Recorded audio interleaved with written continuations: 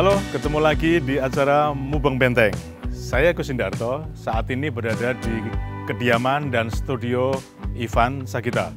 Ivan Sagita adalah perupa Yogyakarta yang berlevel nasional, bahkan internasional, yang karya-karyanya sangat fenomenal. Paling tidak tahun 90-an ada fenomena tentang surrealisme ala Jogja. Nah, ini adalah salah satu bintangnya. Kita akan berbincang tentang proses kreatif, sejarah kreatifnya, sampai kecenderungan karya-karya Ivan Sagita beberapa tahun terakhir ini. Yuk kita saksikan di studio ini.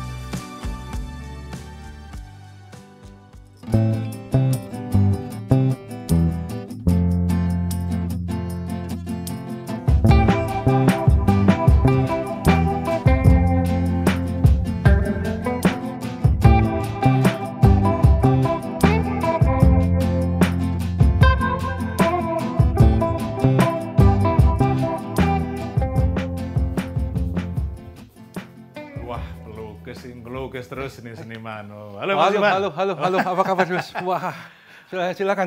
Wah, iya. Apa kabar Mas? Apa kabar? Senang sekali ketemu ya. Wah, iya.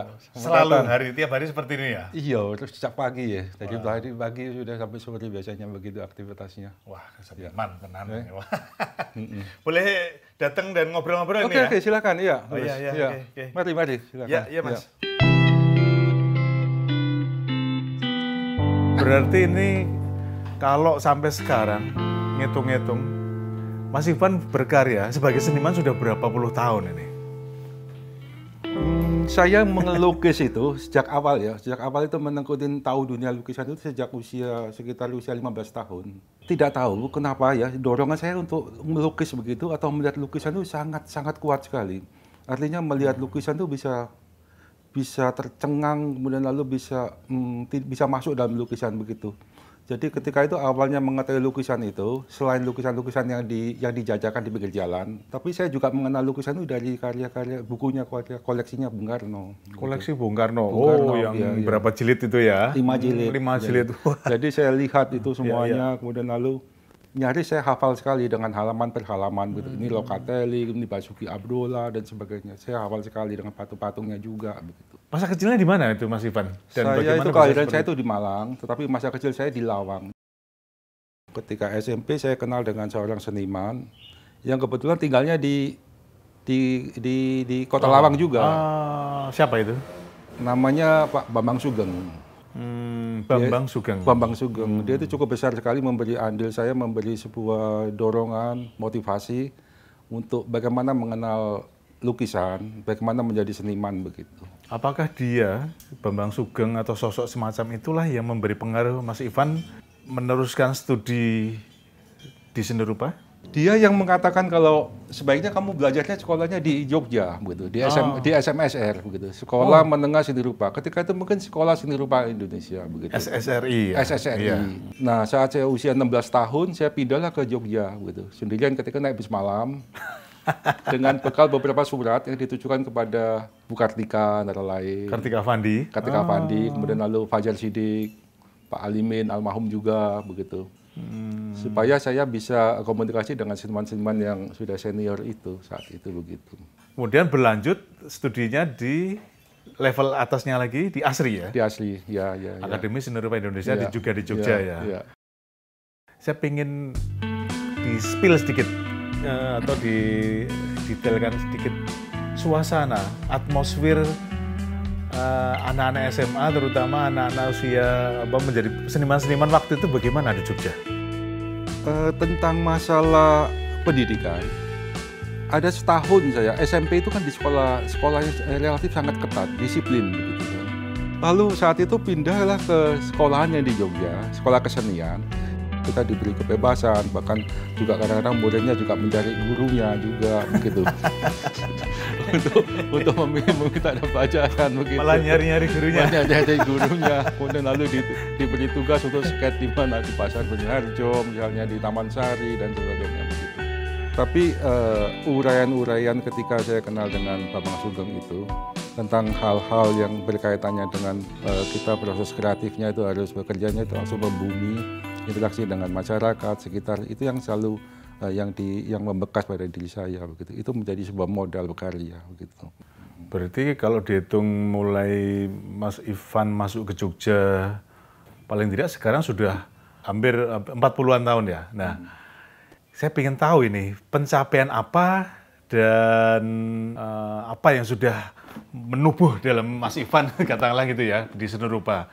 Nanti bisa itu ya Mas ya, ceritakan. Oke. Mari. Boleh Mas ya? Oke. Silakan. Ya.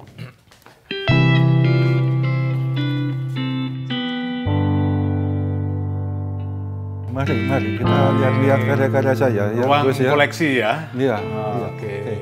Ada lukisan, ada patung, 3 dimensi yang instalatif, gara-gara instalasi juga.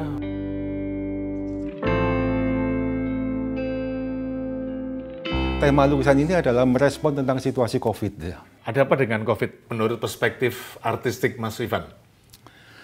Begini, dalam kreativitas tentunya kita kan yang dipentingkan itu adalah menelaah tentang sebuah tema pastinya kan. Selain menelaah, kaitannya di dalamnya kan ada perenungan, kemudian lalu ada pemikiran juga. Dari peristiwa COVID yang besar itu, tentunya kan yang di sekitar kita, yang berseliweran dalam keseharian kita itu adalah idiom-idiom visual masker, ambulan, kemudian lalu suara-suara ambulan yang lewat di sekitarnya kita, begitu kan. Tetapi saya tidak ingin melihat COVID dalam perspektif yang itu, begitu. Saya ingin melihat perspektif COVID dalam sebuah kematian, tetapi dalam situasi yang kelahiran. Jadi entah itu dikatakan bahwa kelahiran yang menuju kelahiran yang di atas, entah itu yang disebut kelahiran bahwa COVID itu semacam datangnya, ketiadaannya seseorang di sekitarnya kita itu semacam kelahiran yang tiba-tiba begitu. Kematian identik dengan kelahiran begitu. Kelahiran baru. Tetapi kelahiran di sini saya mengatakan bahwa bayinya begitu adalah semacam boneka juga, antara lain di itu merupakan semacam simbol ini juga. Ini semacam suatu, ingin mengatakan bahwa yang lahir itu adalah semacam kefanaan. Sebelumnya saya mengatakan mencari bahwa kefanaan yang aktual di keseharian kita itu ada di mana, begitu. Ya.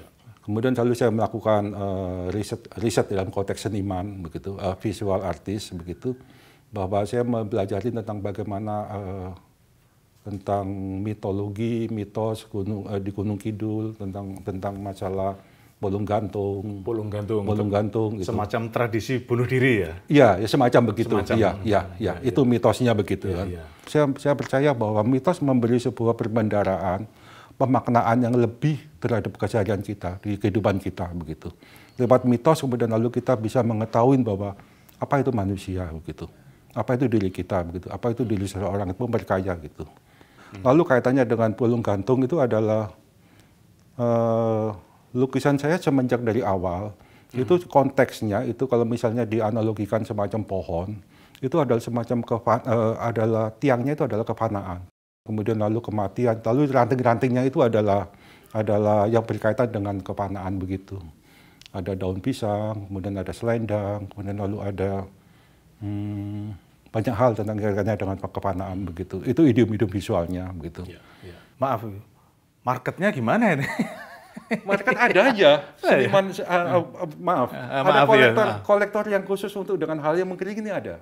Kalau nggak salah tema tentang bolong gantung atau kematian yang menjadi semacam dalam tanda kutip tradisi ya di Gunung Kidul itu pernah dipamerkan secara khusus, secara tunggal ya, dengan puluhan karya di Belanda ya? Di Belanda. Persisnya di mana itu Mas? Di Den Haag. Oke. Nah, tapi konkretnya pada karya-karya Mas Ivan, itu bagaimana?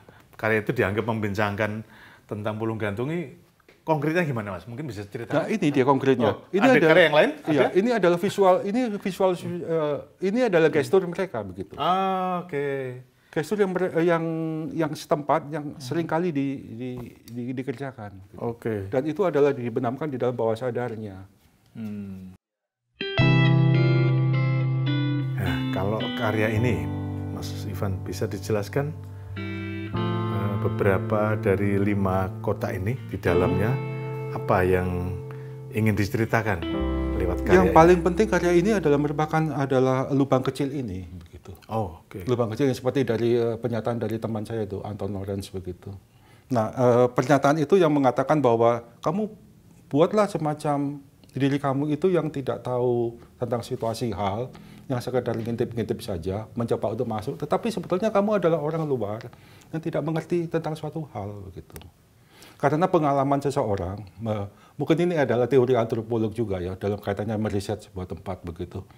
Katakanlah entah itu kamu mau menangkap sebuah fenomen dengan sejernih-jernihnya begitu. Tetapi latar belakang seseorang, kultur sosial seseorang itu tidak sangguplah untuk mengetahui, memahami suatu hal secara detail atau merasakan sebuah situasi itu begitu. Nah, tentunya hal semacam begini kan menjadi semacam memberi sebuah sinyal bahwa mengatakan bahwa oke, kamu ada orang luar begitu. Apa yang kamu ketahui tentang satu hal begitu. Nah, kemudian dari situ kemudian lalu saya membuat kalau begitu saya buat lubang kecil aja tentang topiknya, permasalahannya ada di dalam. Nah, kita sekedar nengok-nengok saja ini. Ini ada yang seakan-akan adalah orang hamil begitu, bahwa problem itu menjadi semacam hamil yang sewaktu-waktu bisa lahir lagi. Karena tentang mitos itu melewati kurun waktu yang sekian lama, ratusan tahun, berabad-abad begitu. Ini orang lahir, ini adalah sebuah idiom juga, burung gagak di atap rumah dan sebagainya. Ini narasi-narasi itu.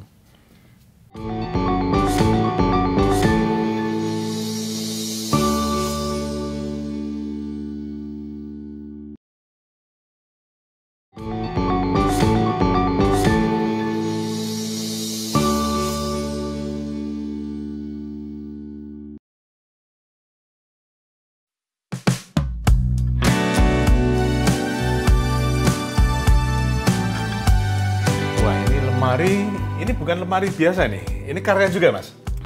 Ya, Cerita apa? saya melakukan kolaborasi dengan teman saya itu Subandi Sugianto, seorang seniman wayang yang luar biasa. Saya ingin melihat dalam situasi yang saat sekarang, kemarin, dan esok itu dalam satu waktu yang bersamaan begitu.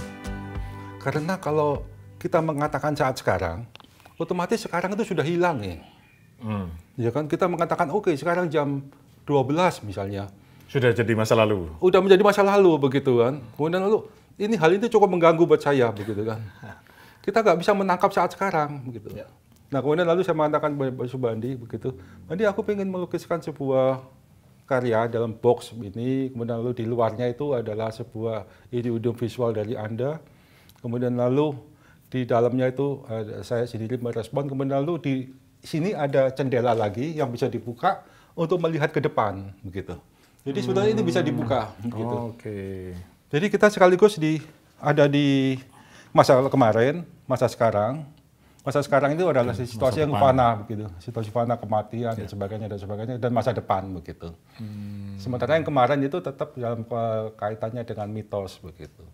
Ini simbol-simbol mitos. Kemudian lalu saya senang sekali dengan gambar-gambar yang ada Nyi Blorong, kemudian tuyul. Seperti pusara ya? Seperti pusara, begitu juga. Kemudian lalu ada kandang bubrah. Ini luar, begitu. Jadi hal yang paling profan begitu. Kayaknya nyambung nih. Karya ini dengan lukisan seperti orang terbaring. Iya, ini judulnya adalah Makasih Coldwitz ya.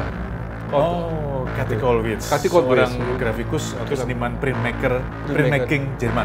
Jerman, ya, karena dia kan mengalami situasi di Holocaust gitu kan. Ya. Situasi kematian yang kesehariannya juga. Gitu. Konteksnya tetap aja di dalam situasi seorang yang mengalami situasi yang pada titik yang paling bawah kematian, tapi atas tindakannya orang lain begitu. Traumatik begitu. Oke, bisa lanjut nih ya di ruang sebelah. Ya.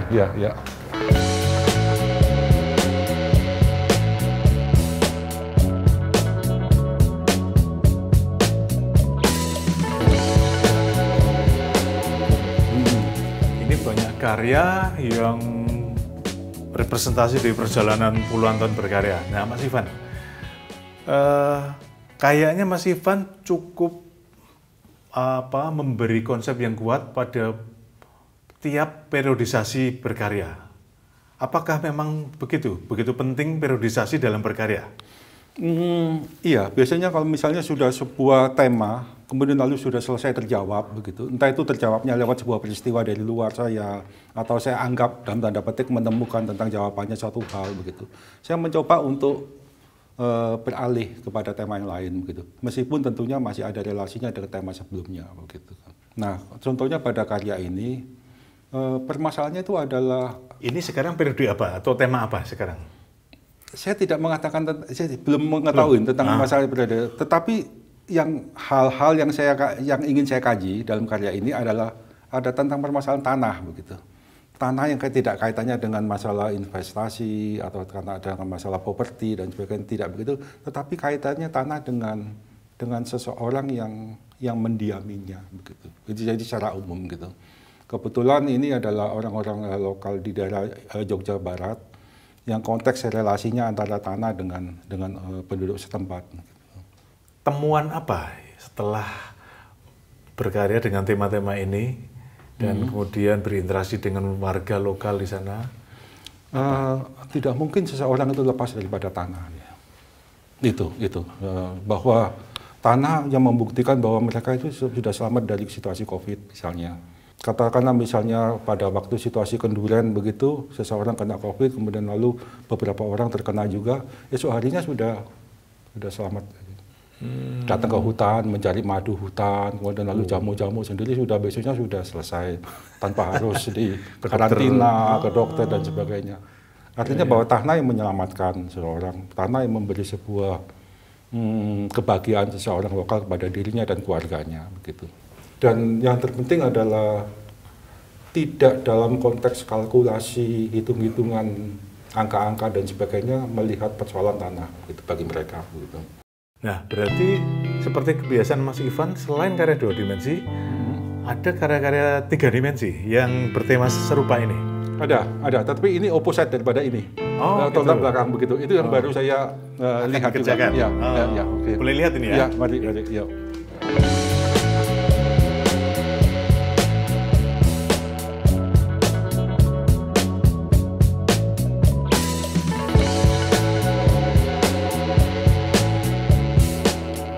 Karya 3 dimensi Mas Ivan ya.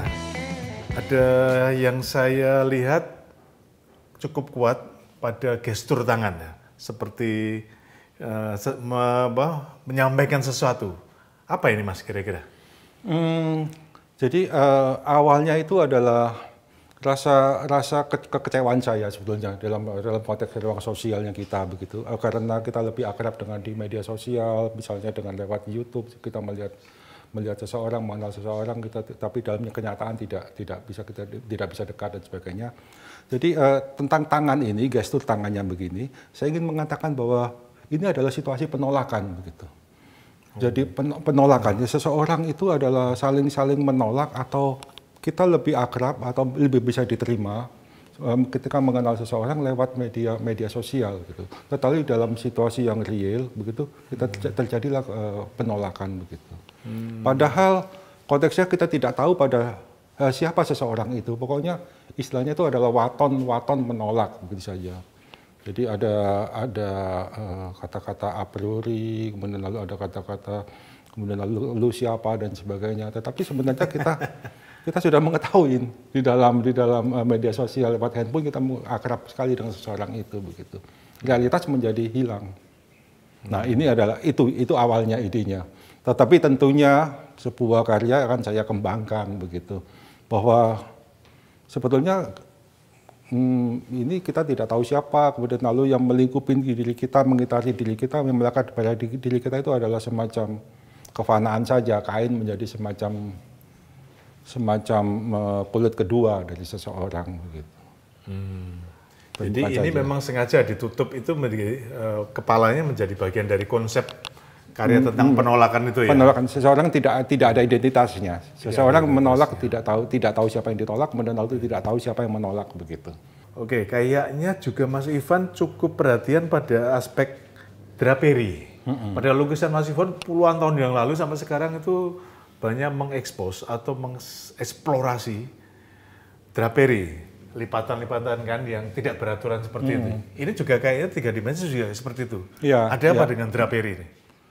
lagi-lagi lukisan saya itu kan porosnya adalah tentang kefanaan dan kematian begitu. Tentang masalah rambut yang memanjang, meskipun kita potong kemudian lalu esoknya memanjang juga begitu. Itu agak anomali dibandingkan anatomi tubuh kita yang lain itu. Bahwa itu juga menegaskan bahwa ini juga bahwa kita adalah fana begitu. Lewat rambut menerjemahkan bahwa ada statement tentang kefanaan. Tapi demikian juga dengan draperi juga. Saya mengatakan bahwa draperi itu semacam kulit kedua, luar saja, kepompong saja begitu, lepas daripada isinya. Gitu.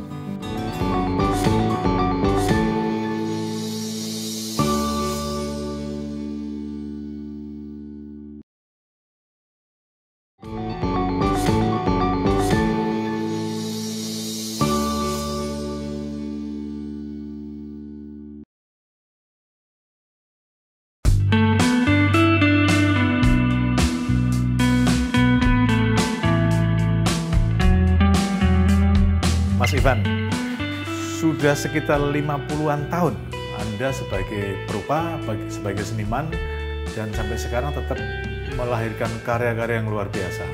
Apa yang membuat Anda tetap bisa konsisten sebagai seniman sampai hari ini? Ini pertanyaan yang sulit ini. Karena satu sisi saya mengenal tentang lukisan, berkarya itu kan sejak usia muda, sejak usia 15 tahun, 16 tahun gitu. Jadi otomatis saja bahwa keseharian saya itu adalah keseharian tentang masalah cat, kemudian 3 dimensi, kemudian lalu melihat perihal keseharian, hal-hal di luar diri saya itu juga selalu terkait dengan masalah karya begitu. Jadi tidak mengatakan bahwa ini bertahan atau tidak bertahan semacam begitu. Ini keseharian saya, ini adalah jalan saya begitu.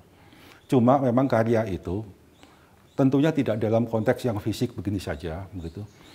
Karya itu menjadi semacam catatan yang mengatakan bahwa ini ada perspektif yang berbeda dari sudut pandang saya terhadap sebuah situasi sosial sekitar begitu.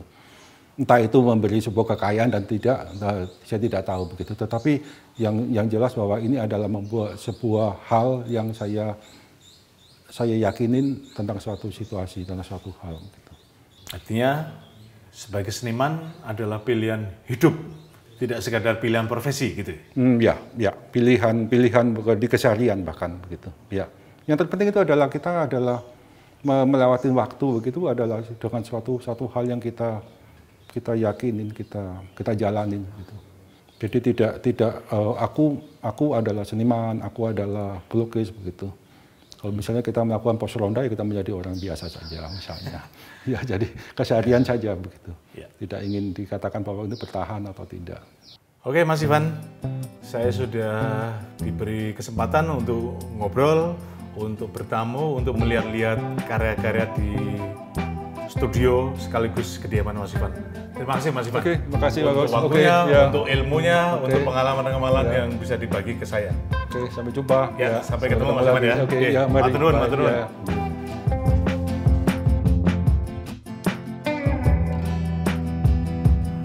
Oke pemirsa, saya sudah berkeliling di studio dan kediaman Mas Ivan Sagita, seorang perupa kenamaan Yogyakarta dan Indonesia.